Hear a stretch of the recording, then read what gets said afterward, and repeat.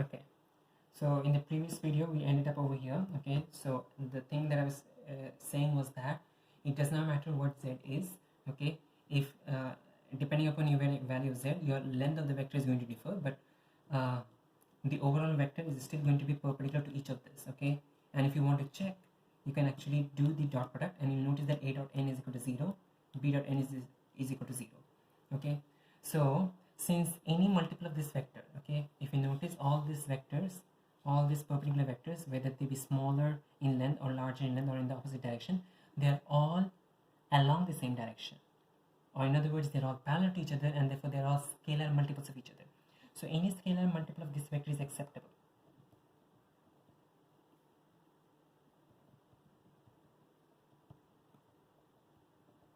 Okay, all scalar multiples are going to be perpendicular to a and b. Okay, it's going to be still in the same direction. So since all scalar multiples are acceptable, I can use this to an advantage. Okay, notice that I have got fractions over here in the denominator. So what I can do is that I can multiply the entire vector by 4. Okay, I can multiply the entire vector by 4, and that would still be acceptable. This will give me 7i plus 6j plus 4k, and this vector is also acceptable.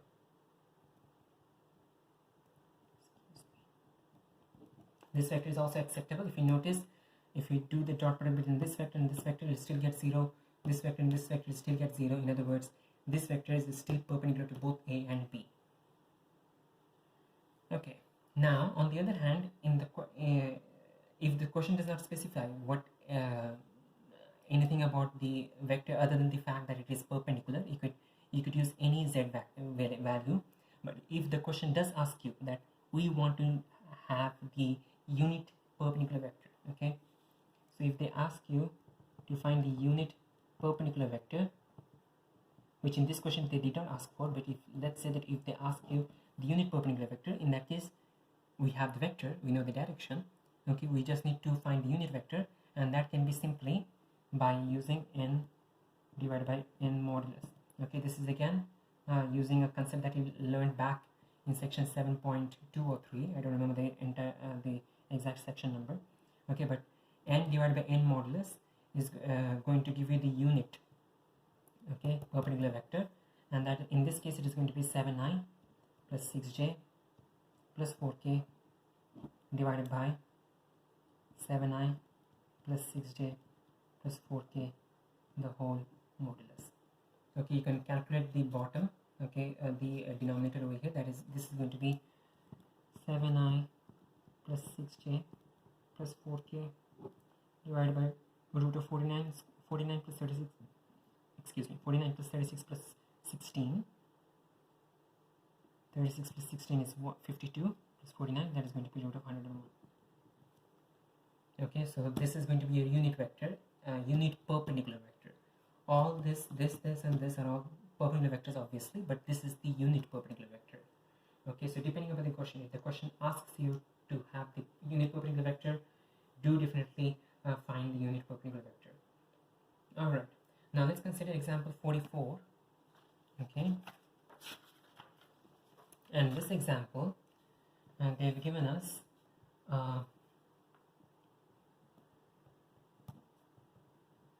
example 44 on page 137, and this example they've given us a has coordinates 2 comma 1 comma 1, b has coordinates 5 comma 1 comma 7, and c has coordinates 6 comma minus 3 comma 1. Okay, and the first part of the question is to find ab dot ac. Okay, the first part of the question is to find ab dot ac, so we can find what ab is. Okay, ab is equal to OA minus OA plus OB, which is equal to 5 minus 2, 1 plus 1, 7 minus 1, and that is equal to 3, 2, 6. Notice that these are written in coordinate formats. These are not the vector column vector format. Okay, the column vector format needs to be in the column vector format definitely. okay, or in the algebraic vector notation, these are all coordinates right now. Okay, this over here is a vector. Okay, AC is equal to 6 minus, excuse me, 6 minus 2, which is 4, minus 3 minus of minus 1, which is minus 2, and 1 minus 1, which is 0. 6 minus 2. Yeah, so now we substitute this into this expression. So AB dot AC is equal to 326 dot 4 minus 2 0. Okay, 326 dot 4 minus 2 0. And you know that for dot products you can easily multiply the individual components together. So 3 times 4 is 12, 2 times minus 2 is minus 4, and 6 times 0 is simply 0, and you get 8. Okay, so A dot AB dot AC is equal to 8. Now in part B of the question, they're asking me to find the area of the triangle ABC. Okay, so the area of the triangle ABC, the general formula as you studied back in P2 trigonometry was half AB times AC times sine of the angle in between. Let's say that the angle in between is theta. Okay, so we do need to find what AB, the length AB is. We do need to find what the length AC is, and we do need to find what theta is, and only then you can find out the angle, the area over here. So let's first find out the length AB. Okay, the length AB is the same as the magnitude of the vector AB, and that is equal to 3 square plus 2 square plus 6 square the whole root. Okay, or in other words, you have 9 plus 4 plus 36 the whole root, which is root of 49. Okay, and that is equal to 7. Length AC is equal to AC vector magnitude, and that is equal to 4 square plus minus 2 the whole square plus 0 square the whole root, which is equal to root of 16 plus 4, which is equal to 2 root 5. Okay, so we have the two lengths. We do need to find the angle theta. Okay, so sine theta, we have sine theta over here. We do need to find but the dot product formula actually gives us the cos theta value.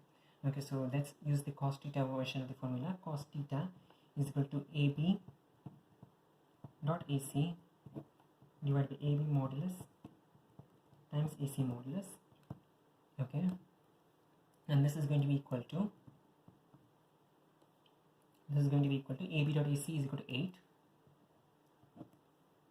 and AB is equal to AB modulus is 7, AC modulus is 2 root 5. Notice that AB modulus is definitely positive, AC modulus is also definitely positive. Since AB dot AC over here is positive, okay, AB dot AC is positive, theta, cos theta is positive, and therefore theta is acute. Okay, now from here you can use the calculator to find the answer, because the question does not specify you to find the exact value of the area of the triangle. But let's try to find the exact value of the area over here. Okay, if you want to find the exact value of the area, okay, we need to find sine theta from cos theta, and that can be found out using the relationship sine squared theta is equal to 1 minus cos squared theta, which equals 1 minus 64 divided by 49 times 20. Okay, cos squared theta is 64 divided by 49 times 2 root 5 the whole square is going to be 20. Okay, and that when you simplify you get 49 times 20, that is 980 minus 64 divided by 980. Okay, simplify this expression, you get 916 divided by 980. Okay, and then you take the square root of this, you get sine theta is equal to root of 916 divided by root of 980. Root of 916 divided by root of 980. We definitely can make some simplifications over here. The top, if you use the calculator, if you want to, you can use the calculator. 2 root of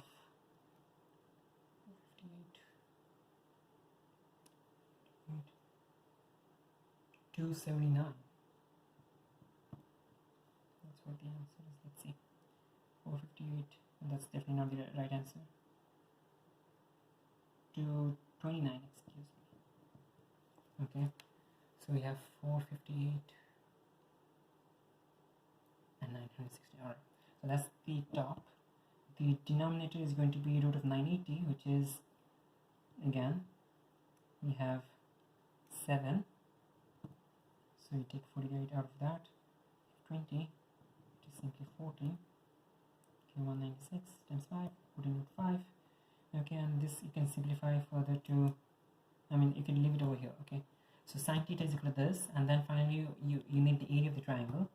So area of a triangle ABC is equal to half AB sine C. So half AB times AC times sine theta. We know the length of AB, that is equal to 7. We know the length of AC, that is equal to 2 root 5. And finally we know what sine theta is, that is equal to this expression over here. So we have 2 root of 229 divided by 14 root 5, and 14 root 5 and 7 times 2 root 5 cancel out, 2 and 2 cancel out. Overall the answer is going to be root of 229 square units. Don't forget the unit over here. This unit is going to be square units. Okay, so this is the exact answer, root of 229 square units. Okay, again, just to specify, just to emphasize, you do need to mention the units over here. So it is, since the question does not have any centimeters or squares, any specific unit, we mention the default unit as the unit. Okay, root of 229 is equal to, excuse